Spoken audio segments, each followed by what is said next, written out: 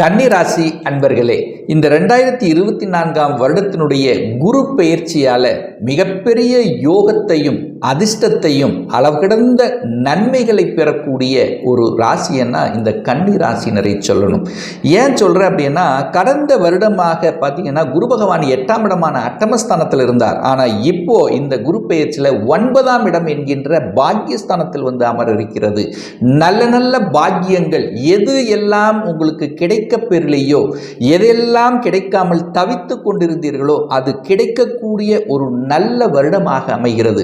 ஏன் இதை சொல்கிறேன் அப்படின்னா, கடந்த வருடத்தில் பார்த்தீங்கன்னா 7க்குரியவன் திருமணஸ்தானத்தின் அதிபதியாக இருக்கக்கூடிய அந்த குரு பகவான் 8ல் போய் மறைஞ்சிருந்தார். குரு பலன் இல்லை. அப்போ 7க்குரியவன் 8ல் மறையும் போது திருமண தடைகளை கொடுத்து கொண்டிருந்தது. எத்தனையோ வரன்களை பார்த்த ஏதோ தட்டி கழித்து போய் கொண்டிருந்தது. ஏதாவது ஒரு ரூபத்தில் சரியான ஒரு மேட்சிங் நடக்கலை அப்படின்னு சொல்லலாம். ஆனால் அதே சமயத்தில் பார்த்தீங்கன்னா உங்களோட கூட இருந்தவர்களுக்கெல்லாம் திருமணம் நடந்து விட்டது, எனக்கு நடக்கலை. இந்த மாதிரி ஆதங்கத்தில் இருந்து கொண்டிருந்த இந்த கன்னிராசி அன்பர்களுக்கு ஒரு நல்ல விடிவு காலம், திருமணம் போன்ற சுப காரியங்கள் நடக்கக்கூடிய இந்த மே 1ஆம் தேதியில் இருந்தே உங்களுக்கு நல்லவைகள் நல்ல காலம் பிறந்தாச்சு அப்படின்னு சொல்லணும் இந்த கன்னிராசி அன்பர்களுக்கு. அப்படியும் திருமணம் ஆயிருந்தா கூட கடந்த வருடத்தில் அப்படியும் திருமணம் உங்களுக்கு நடந்திருந்தனா கூட கணவன் ஒரு சைடில் மனைவி ஒரு சைடில் இருக்கக்கூடிய சந்தர்ப்பங்கள், அதாவது ஒரு வேலை சார்ந்த விஷயத்தில் பார்த்தீங்கன்னா கணவன் ஒரு சைடில் இருப்பார், மனைவி ஒரு சைடு, 2 பேரும் சேர முடியாத ஒரு சந்தர்ப்பங்களை கூட உருவாக்கி இருக்கும். ஆனால் இப்போ பார்த்தீங்கன்னா 2 பேரும் ஒரே இடத்தில் இருப்பதற்கான சாத்தியக்கூறுகளை கொடுக்கிறது இந்த குரு பெயர்ச்சி. அப்போ பாக்கியம் என்ன பாக்கியம் உங்களுக்கு குறைவாக இருந்தது? கடந்த காலத்தில் பார்த்தீங்கன்னா தனம் சார்ந்த விஷயத்தில் பிரச்சனையாக இருந்தது, பொருளாதார வளர்ச்சி இல்லை, நல்ல வேலை பார்க்குற நல்ல தொழில் செய்கிற ஆனால் லாபம் கிடைக்கலையே. ஏன்னா குருங்கிறது தானே தனக்காரகன், அவர் 8ல் போய் மறைஞ்சிருந்தாரே. ஆனால் இப்போ பாக்கியஸ்தானத்தில் உட்கார்ந்துருக்காரே, உங்களுக்கு தன பாக்கியம் கொடுக்கக்கூடிய ஒரு நல்ல காலகட்டம் ஆயிற்று.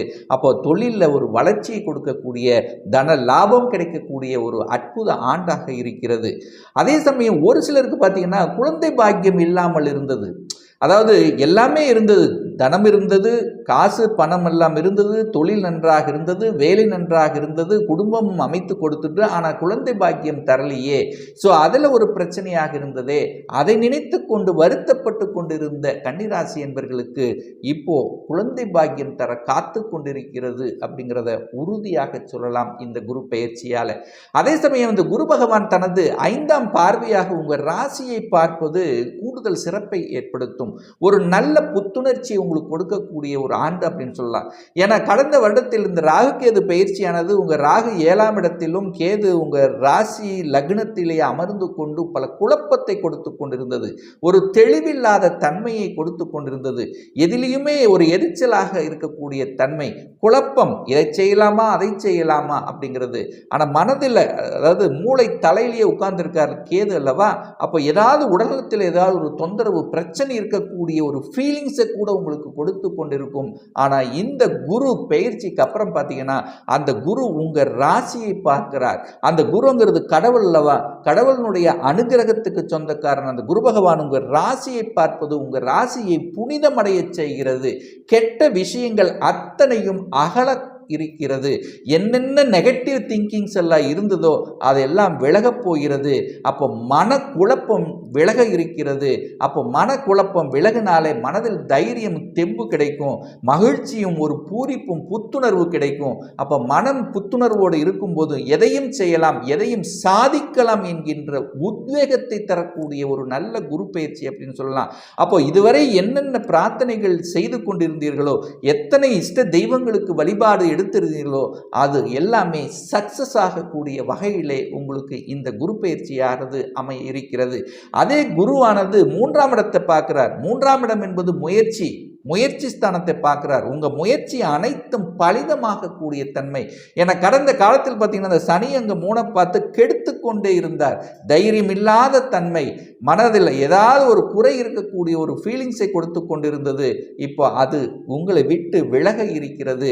தைரிய வீரியத்தை தரக்கூடிய தன்மை, கலைத்துறையில், அதாவது குறிப்பாக இசை சம்பந்தப்பட்ட துறை, மியூசிக் சம்பந்தப்பட்ட துறையில் இருப்பவர்களுக்கு கூடுதல் வளர்ச்சியை கொடுக்கக்கூடிய ஒரு நல்ல காலம் அப்படின்னு சொல்லணும். அந்த 3ஆம் இடம் என்பது உங்களுக்கு பத்திர பதிவு. அப்போது உங்களுடைய பெயரில் ஏதாவது ஒரு பத்திர பதிவு நடப்பதற்கான வாய்ப்புகள். அப்படின்னா என்ன?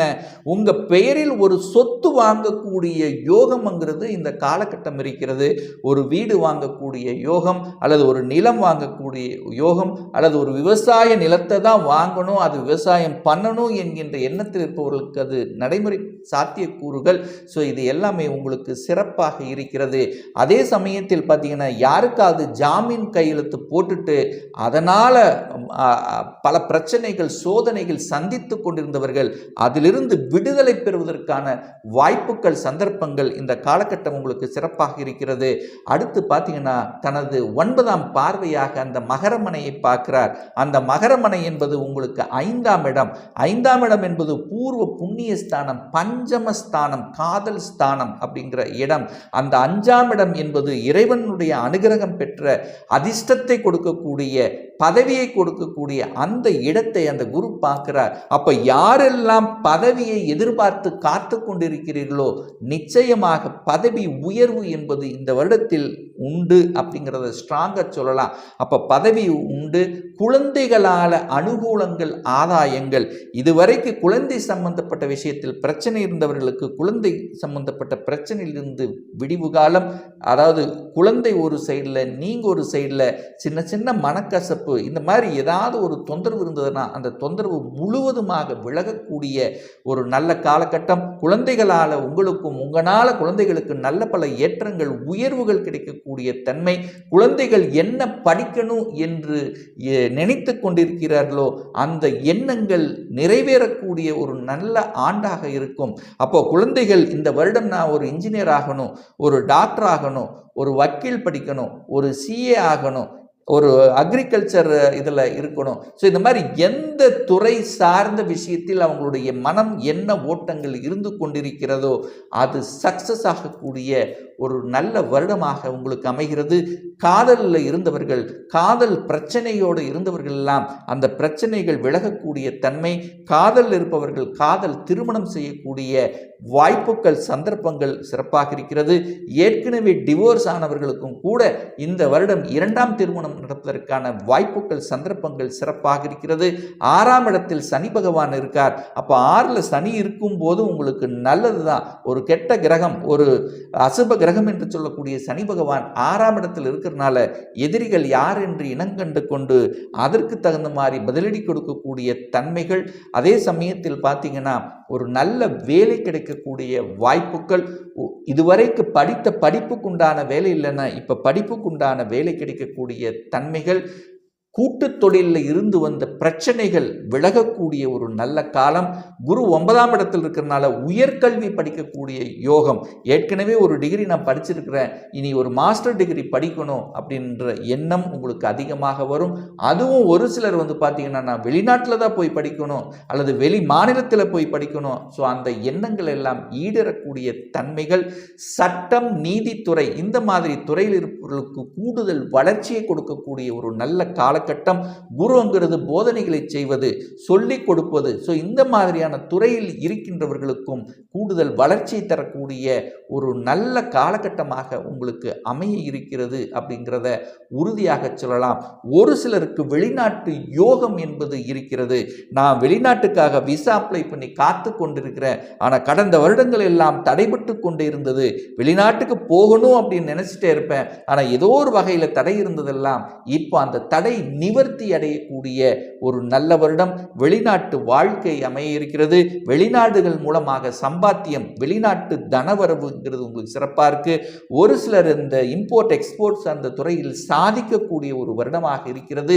சுக்கிரனுடைய வீட்டில் குரு இருக்கிறதுனால கலைத்துறை சம்பந்தப்பட்ட துறையில் இருக்கிறவர்களுக்கு கூடுதல் வளர்ச்சியும், அந்த இரும்பு சம்பந்தப்பட்ட துறை, அதாவது பெட்ரோலியம் சம்பந்தப்பட்ட துறை, அழுக்கு, அதாவது அசிங்கம், அவமானம் என்று சொல்லக்கூடிய துறையில் கூடுதல் வளர்ச்சி பெறக்கூடிய ஒரு நல்ல வருடமாக இந்த கன்னி ராசியினருக்கு அமைய இருக்கிறது என்பதை உறுதியாக சொல்லலாம்.